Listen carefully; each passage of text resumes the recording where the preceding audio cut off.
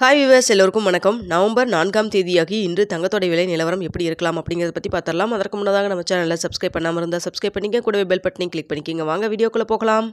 நேற்று தங்கத்தோடைய விலை வந்து ஒரு கிராம் 7130 ரூபாய்க்கு விற்பனை செய்யப்பட்டு வந்ததுங்க. அதாவது கிராமுக்கு 40 ரூபாய் அதிகரிச்சிருந்தது.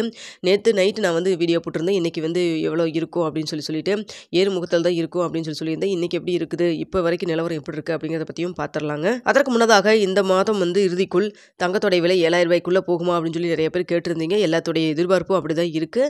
ஸோ பார்த்தீங்கன்னா இப்போ வந்து யூஎஸில் இந்த மந்த்துக்கு வந்து new year celebration, Christmas celebration அப்படிங்கிறதுனால அந்த மூணில் இருக்கிறதுனால அந்த அளவுக்கு வந்து ஏற்றம் இறக்கம் இருக்காது அப்படிங்கிற மாதிரி சொல்கிறாங்க. அதாவது ரொம்ப அதிகமாக ஏறுறதுக்கோ இல்லை ரொம்ப அதிக அளவுக்கு குறைவதற்கான வாய்ப்புகள் இல்லை அப்படிங்கிற மாதிரி சொல்கிறாங்க. இது எல்லாமே ஒரு கருத்து கணிப்பு தாங்க, கன்ஃபார்மாக எதுவும் கிடையாது. ஆனால் பார்த்தீங்கன்னா யூஎஸில் ஜனவரி 20ஆம் தேதி டொனால்ட் ட்ரம்ப் அவர்கள் பதவியேற்கும் பொழுது ஒரு பெரிய அப் அண்ட் டவுன் இருக்கும் அப்படிங்கிற மாதிரியும் எதிர்பார்க்கப்படுதுங்க. முன்னாடியே சொன்ன மாதிரி முதலீட்டாளர்கள் பொருளாதாரத்தில் வந்து சப்போஸ் வந்து இன்வெஸ்ட் பண்ணாங்கன்னா நம்மளுக்கு கோல்டோட ரேட் வந்து மீண்டும் குறைவதற்கான வாய்ப்புகள் இருக்குது. இல்லை வந்து நம்ம வந்து இப்போ எப்பவும் போல் வந்து தங்கத்திலே மறுபடியும் இன்வெஸ்ட் பண்ணுறாங்க, ஏதாவது போர் பதற்றம் இது வந்ததுன்னா அந்த சமயத்தில் மறுபடியும் தங்கத்தோடைய விலை வந்து ஏறுவதற்கான வாய்ப்புகளும் இருக்குது. எல்லாமே ஒரு வந்து கணிப்பு தாங்க, ஒரு செய்தி தான். ஸோ இதை வச்சு நீங்கள் வந்து பொருளாதாரத்தில் வந்து இன்வெஸ்ட் பண்ண வேண்டாம். எதுவும் நீங்கள் வந்து உங்களுடைய பொருளாதார நிபுணரை வந்து கன்சல்ட் பண்ணிக்கிங்க. நான் இருக்கிறது வந்து கேள்விப்பட்ட நியூஸு, பொருளாதார நிபுணர்கள் என்ன சொல்லியிருக்காங்க அப்படிங்கிறத பார்த்து தான் நான் சொல்லியிருக்கேன். ஒரு செய்தியாக மட்டும்தாங்க நான் சொல்லியிருக்கேன். ஸோ பார்த்திங்கன்னா இந்த மந்த்து பெரிய அளவுக்கு ஏற்றம் இருக்காது அப்படிங்கிற மாதிரி சொல்கிறாங்க.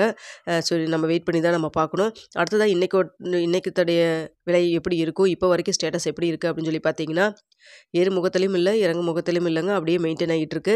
ஸோ நேற்று சொன்னபடி பார்த்திங்கன்னா இன்று அதே 7130 ரூபாயிலே வந்து மெயின்டைன் ஆகிறதுக்கான வாய்ப்புகள் இருக்குது. அப்படி இல்லைன்னா பார்த்திங்கன்னா ஒரு 10 ரூபாயிலிருந்து மேக்ஸிமம் 30 ரூபாய் அந்த அளவுக்கு வந்து அதிகரிக்கிறதுக்கான வாய்ப்பு தான் இருக்குங்க.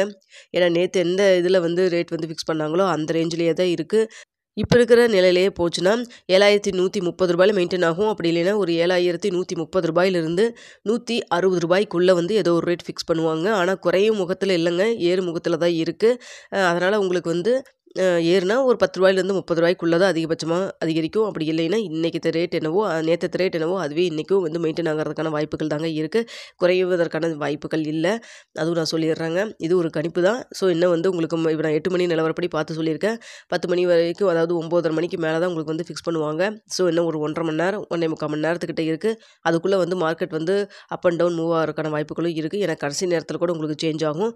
அதனால் பார்த்திங்கன்னா அப்போ கூட ரேட் வந்து மாறுவதற்கான வாய்ப்பு இருக்குது. இப்போ இருக்கிற நிலவரம் என்னங்கிறத நான் சொல்லியிருக்காங்க.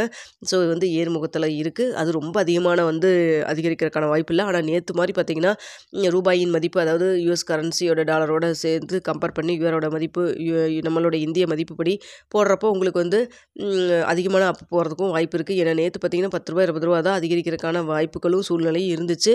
ஆனால் பார்த்திங்கன்னா 40 ரூபாய் அதிகரிச்சது. எதனாலன்னு பார்த்திங்கன்னா இந்திய மதிப்புடைய மதிப்பை வந்து மதிப்பிட்டு கால்குலேட் பண்ணுறப்போ ஸோ அதையும் நம்ம வந்து கவனிச்சுக்கணும். ஸோ பார்த்திங்கன்னா இன்று வந்து இந்த நிலவில் தாங்க இருக்குது. ஓகே வியூவர்ஸ், உங்களுக்கு இந்த வீடியோ பிடிச்சிருக்குன்னு நினைக்கிறேன். பிடிச்சிருந்தா லைக் பண்ணுங்கள், ஷேர் பண்ணுங்கள், மறக்காமல் சப்ஸ்கிரைப் பண்ணிக்கங்க ஃப்ரெண்ட்ஸ்.